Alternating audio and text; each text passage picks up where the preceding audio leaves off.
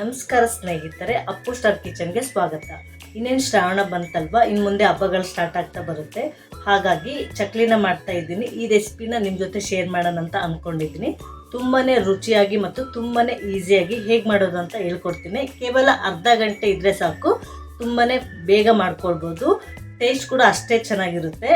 ಹಾಗಿದ್ರೆ ನೀವೇನಾದರೂ ನನ್ನ ಚಾನಲನ್ನು ಹೊಸದಾಗಿ ನೋಡ್ತಾ ಇದ್ದರೆ ದಯವಿಟ್ಟು ಸಬ್ಸ್ಕ್ರೈಬ್ ಮಾಡ್ಕೊಳ್ಳಿ. ಹಾಗೆ ಪಕ್ಕದಲ್ಲಿರುವಂಥ ಬೆಲ್ ಐಕನ್ ಪ್ರೆಸ್ ಮಾಡಿ. ಹೀಗೆ ಮಾಡೋದ್ರಿಂದ ನಾನು ಮುಂದೆ ಅಪ್ಲೋಡ್ ಮಾಡುವಂಥ ವೀಡಿಯೋಸ್ನ ನೀವೇ ಮೊದಲು ನೋಡ್ಬೋದು. ಹಾಗಿದ್ರೆ ಮತ್ತೆ ತಡ ಬನ್ನಿ ಹೇಗೆ ಮಾಡೋದು ಅಂತ ನೋಡೋಣ.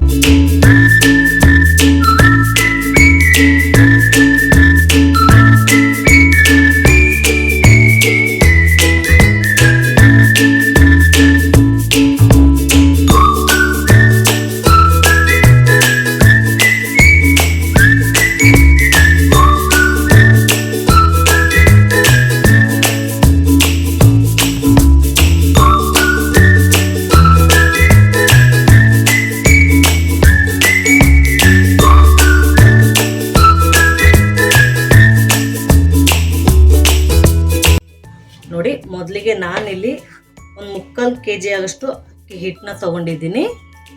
ಟೋಟಲ್ ಆಗಿ 1 kg ಆಗಷ್ಟು ನಾನು ಚಕ್ಲಿನ ಮಾಡ್ತಾ ಇದ್ದೀನಿ. 3/4 kg ಆಗಷ್ಟು ಅಕ್ಕಿ ಹಿಟ್ಟು. ನೋಡಿ, ಇವಾಗ ಇಷ್ಟು ಒಂದು 3/4 kg ಆಗಷ್ಟು ಅಕ್ಕಿ ಹಿಟ್ಟನ್ನ ತೊಗೊಂಡಿದ್ದೀನಿ. ಗೊತ್ತಾಗ್ತಾ ಇದೆ ಅಲ್ವಾ? ಈಗ ನೆಕ್ಸ್ಟು ನೋಡಿ, ಒಂದು ಮಿಕ್ಸಿ ಜಾರ್ಗೆ ಒಂದು 1/4 kg ಆಗಷ್ಟು ಹುರ್ಗಡ್ಲೆ, ಪುಟಾಣಿ ಅಂತೀವಲ್ಲ, ಇದನ್ನು ಹಾಕೊಂಡ್ಬಿಡೋಣ. 3/4 kg ಆಗಷ್ಟು ಅಕ್ಕಿ ಹಿಟ್ಟಿಗೆ 1/4 kg ಆಗಷ್ಟು ಹುರ್ಗಡ್ಲೆ ಎರಡೂ ಸೇರಿದರೆ 1 kg ಅಳತೆ ಆಗುತ್ತೆ. ಈ ಅಳತೆಲಿ ಮಾಡಿಕೊಂಡ್ರೆ ಚಕ್ಲಿ ತುಂಬಾ ಪರ್ಫೆಕ್ಟಾಗಿ ಬರುತ್ತೆ. ಈಗ ಇದನ್ನು ಗ್ರೈಂಡ್ ಮಾಡ್ಕೊಂಬರೋಣ.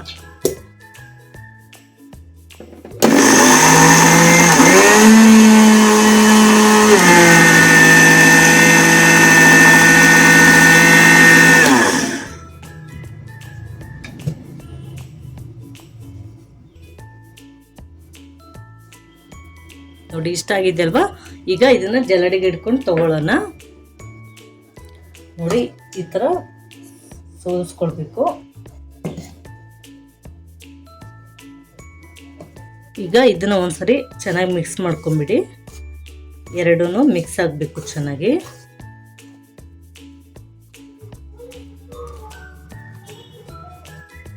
ನೋಡಿ, ಈಗ ಇದಕ್ಕೆ 1-2 ಸ್ಪೂನ್ ಆಗಷ್ಟು ಅಚ್ಕಾರದ ಪುಡಿನ ಹಾಕೊಳ್ತಾ ಇದ್ದೀನಿ. 1 kg ಆಗಷ್ಟು ಚಕ್ಲಿಗೆ 2 ಸ್ಪೂನ್ ಹಾಕಿದರೆ ಸಾಕು, ಕರೆಕ್ಟಾಗಿ ಆಗಿಬಿಡುತ್ತೆ.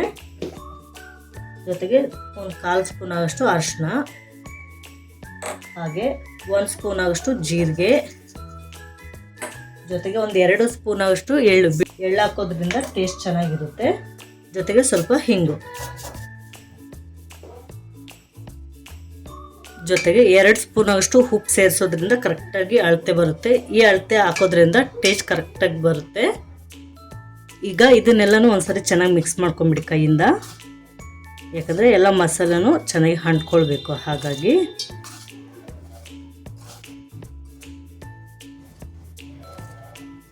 ನೀಟಾಗಿ 1-2 ನಿಮಿಷದವರೆಗೂ ಚೆನ್ನಾಗಿ ಕಲಿಸ್ಕೊಂಬಿಡಿ. ಆಗ ಉಪ್ಪು ಖಾರ ಎಲ್ಲ ಕಡೆನೂ ಸರಿ ಹೋಗುತ್ತೆ.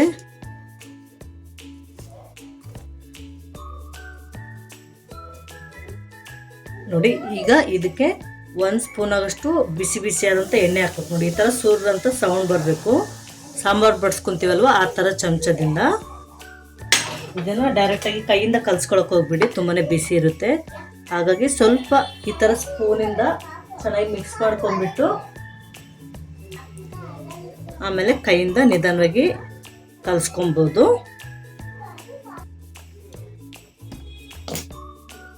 ನೋಡಿ, ಈ ಥರ ಸ್ಪೂನಿಂದ ಮಾಡಿದ್ಮೇಲೆ ಈಗ ಕೈಯಿಂದ ನಿಧಾನವಾಗಿ ಚೆನ್ನಾಗಿ ಕಲಿಸ್ಕೊಂಬಿಡಿ. ಯಾಕಂದರೆ ಎಣ್ಣೆ ಎಲ್ಲ ಕಡೆನೂ ಅಂಟ್ಕೊಳ್ಬೇಕು. ಹಾಗಾಗಿ ಒಂದು 5 ನಿಮಿಷದವರೆಗೂ ಚೆನ್ನಾಗಿ ಕಲಿಸ್ಕೊಂಬಿಡಿ. ನೋಡಿ, ಈಗ ಚೆನ್ನಾಗಿ ಕಲಿಸ್ಕೊಂಡಾಗಿದೆ. ಒಂದು 5 ನಿಮಿಷದವರೆಗೂ ಚೆನ್ನಾಗಿ ಮಿಕ್ಸ್ ಮಾಡ್ಕೊಂಬಿಡಿ. ನೋಡಿ, ಈ ಥರ ಮುದ್ದೆ ಮಾಡಿದರೆ ಈ ಥರ ಶೇಪ್ ಬರಬೇಕು. ಈಗ ಬಂದರೆ ಪರ್ಫೆಕ್ಟ್ ಆಗಿದೆ ಅಂತ ಅರ್ಥ. ಇಷ್ಟು ಬಂದರೆ ಸಾಕು. ಈಗ ಇದಕ್ಕೆ ಉಗುರು ಬೆಚ್ಚಗಂತ ನೀರು, ಜಾಸ್ತಿ ಬಿಸಿನೂ ಬೇಡ, ಜಾಸ್ತಿ ತಣ್ಣಗಿರೋದು ಬೇಡ, ಜಸ್ಟ್ ಉಗುರು ಬೆಚ್ಚಗಿರೋದನ್ನ ಸ್ವಲ್ಪ ಸ್ವಲ್ಪ ನೀರು ಹಾಕ್ಕೊಳ್ತಾ ಚೆನ್ನಾಗಿ ಕಲಿಸ್ಕೊಂಬಿಡಿ. ಮೆತ್ತಗಿರಲಿ, ಜಾಸ್ತಿ ಗಟ್ಟಿಯಾಗಿ ಏನು ಬೇಡ. ಹಿಟ್ಟು ಎಷ್ಟು ಚೆನ್ನಾಗಿ ಕಲಿಸ್ತೀವಲ್ವ ಅಷ್ಟೇ ಚೆನ್ನಾಗಿ ಚಕ್ಲಿ ಕೂಡ ಬರುತ್ತೆ. ಚೆನ್ನಾಗಿ ಕಲಿಸ್ಕೊಂಬಿಡಿ.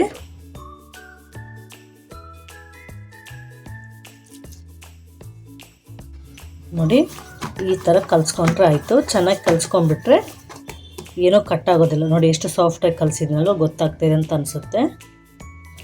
ಇಷ್ಟು ಕಲಿಸ್ಕೊಂಡ್ರೆ ಸಾಕು.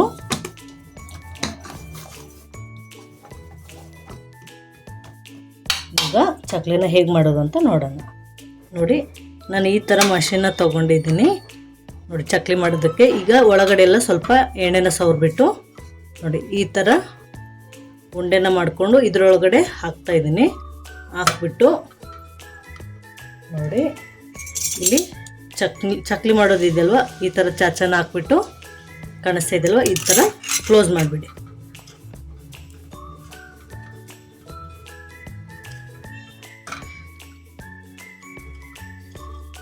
ಕ್ಲೋಸ್ ಮಾಡಿಬಿಟ್ಟು ಈಗ ನೋಡಿ ನಿಮ್ಮ ಹತ್ರ ಬಟರ್ ಪೇಪರ್ ಇದ್ದರೆ ಬಟರ್ ಪೇಪರ್ ತೊಗೊಳ್ಳಿ. ನಾನಿಲ್ಲಿ ಹೋಳಿಗೆ ಮಾಡುವಂಥ ಶೀಟ್ನ ತೊಗೊಂಡಿದ್ದೀನಿ.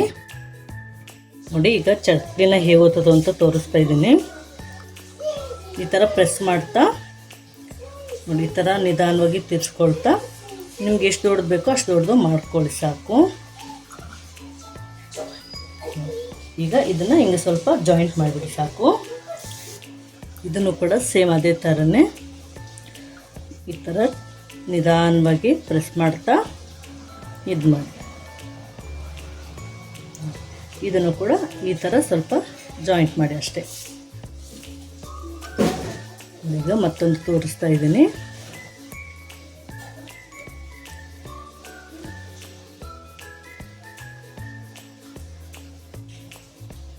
ಈ ಥರ ಕೈಯಿಂದ ಇದು ಮಾಡಿಬಿಟ್ಟು ಇದನ್ನು ಕೂಡ ಸೇಮ್ ಈ ಥರ ಹತ್ತಿರ ಮಾಡಿಕೊಂಡು ಪ್ರೆಸ್ ಮಾಡಿದರೆ ಆಯಿತು. ನೋಡಿದ್ರಲ್ವ ಎಷ್ಟು ನೀಟಾಗಿ ಬಂದಿದೆ ಅಂತ. ನೋಡಿ ಇವಾಗ ಇಲ್ಲೊಂದು ಹಾಕ್ತಾಯಿದ್ದೀನಿ. ನೋಡಿ ಈ ಥರ ಮಾಡಿದರೆ ಚಕ್ಲಿ ಕಟ್ಟಾಗೋದಿಲ್ಲ, ತುಂಬಾ ಪರ್ಫೆಕ್ಟಾಗಿ ಬರುತ್ತೆ. ಇದನ್ನು ಕೂಡ ಸ್ವಲ್ಪ ಇದು ಮಾಡಿದ್ರೆ ಆಯಿತು. ನೋಡಿದ್ರಲ್ವ ನೋಡಿ ತುಂಬಾ ಸಿಂಪಲ್ಲಾಗಿ ಶೇಪ್ ಎಷ್ಟು ಚೆನ್ನಾಗಿ ಕರೆಕ್ಟಾಗಿ ಬಂದಿದೆ, ಕಾಣಿಸ್ತಾ ಇದೆ ಅಂತ ಅನಿಸುತ್ತೆ ನಿಮಗೆ. ಈಗ ಇದನ್ನು ನಿಧಾನ ಕೈಯಿಂದ ಎತ್ತಿಬಿಟ್ಟು ಹಾಕಿದರೆ ಆಯಿತು. ನೋಡಿ ಈ ಥರ ತೆಗೆದುಬಿಟ್ಟು ಹಾಕ್ಬೋದು.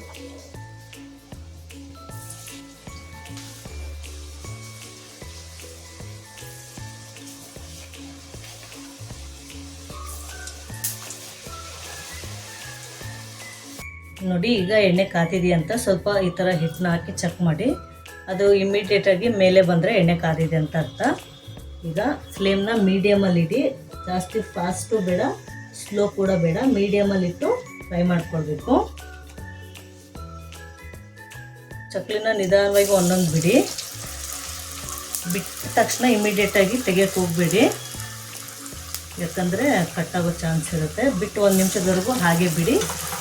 ಆಮೇಲೆ ಮೇಲೆ ಮತ್ತು ಕೆಳಗಡೆ ಎರಡು ಕಡೆನೂ ನೀಟಾಗಿ ಫ್ರೈ ಮಾಡ್ಕೊಳ್ಬೇಕು.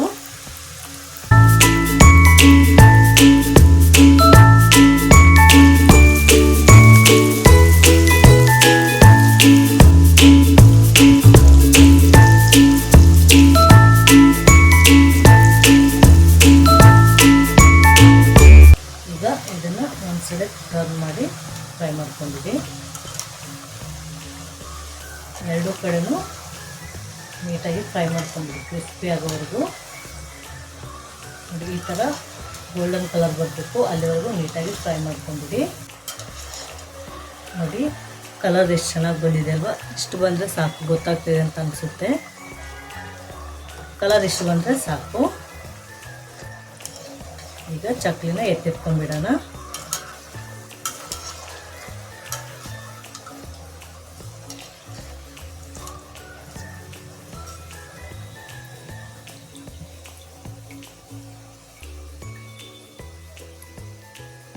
ನೋಡಿ ಗೊತ್ತಾಗ್ತಾ ಇದೆ ಅಲ್ವಾ ಇಷ್ಟು ಸಿಂಪಲ್ಲಾಗಿ ಮಾಡೋದು ಅಂತೇಳಿ.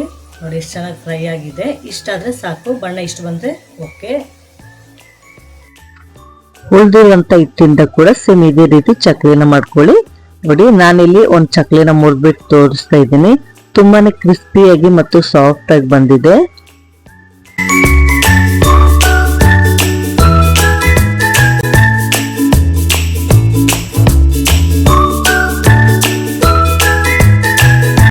ನೋಡಿದ್ರಲ್ವಾ ಫ್ರೆಂಡ್ಸ್, ಇವತ್ತಿನ ರೆಸಿಪಿ ಹೇಗಿತ್ತು ಅಂತೇಳಿ.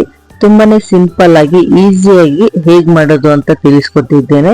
ಈ ತರ ಮನೆಯಲ್ಲೇ ಮಾಡ್ಕೊಡೋದ್ರಿಂದ ಮಕ್ಕಳು ಲಂಚ್ ಬಾಕ್ಸ್ಗೂ ಕಳಿಸ್ಬೋದು ಸ್ನ್ಯಾಕ್ಸ್ಗೆ ಅಂತೇಳಿ. ತುಂಬಾನೇ ಚೆನ್ನಾಗಿರುತ್ತೆ. ಹಾಗೆ ಇನ್ನಿನ ಹಬ್ಬಗಳಲ್ಲೂ ತುಂಬಾನೇ ಈಸಿಯಾಗಿ ಮಾಡ್ಕೊಡ್ಬೋದು. ಇವತ್ತಿನ ರೆಸಿಪಿ ನಿಮಗೂ ಸಹ ಇಷ್ಟ ಆಗಿದೆ ಅಂತ ಅನ್ಕೊಳ್ತೇನೆ. ಇಷ್ಟ ಆಗಿದ್ರೆ ಪ್ಲೀಸ್ ಒಂದು ಲೈಕ್ ಮಾಡಿ. ಹಾಗೆ ಈ ರೆಸಿಪಿನ ನಿಮ್ಮ ಫ್ಯಾಮಿಲಿ ಮತ್ತು ಫ್ರೆಂಡ್ಸ್ಗೆ ಶೇರ್ ಮಾಡಿ. ಹಾಗೆ ನೀವು ಕೂಡ ಈ ರೆಸಿಪಿನ ನಿಮ್ಮ ಮನೇಲಿ ಟ್ರೈ ಮಾಡಿಬಿಟ್ಟು ಖಂಡಿತವಾಗ್ಲೂ ಕಮೆಂಟ್ ಅಲ್ಲಿ ತಿಳಿಸೋದನ್ನ ಮರಿಬೇಡಿ. ಹಾಗೆ ಇದೇ ರೀತಿ ಹೊಸ ಹೊಸ ರೆಸಿಪಿನ ಶೇರ್ ಮಾಡ್ತಾ ಇರ್ತೇನೆ, ನೋಡೋದನ್ನ ಮಿಸ್ ಮಾಡ್ಕೊಳ್ಬೇಡಿ. ಅದಕ್ಕಾಗಿ ನೀವೇನಾದ್ರೂ ನನ್ನ ಚಾನಲ್ ಅನ್ನು ಸಬ್ಸ್ಕ್ರೈಬ್ ಮಾಡ್ಕೊಳ್ದೆ ವಿಡಿಯೋ ನೋಡ್ತಾ ಇದ್ರೆ ದಯವಿಟ್ಟು ಸಬ್ಸ್ಕ್ರೈಬ್ ಮಾಡ್ಕೊಳ್ಳಿ. ವಿಡಿಯೋ ನೋಡಿದ್ದಕ್ಕೆ ಧನ್ಯವಾದಗಳು.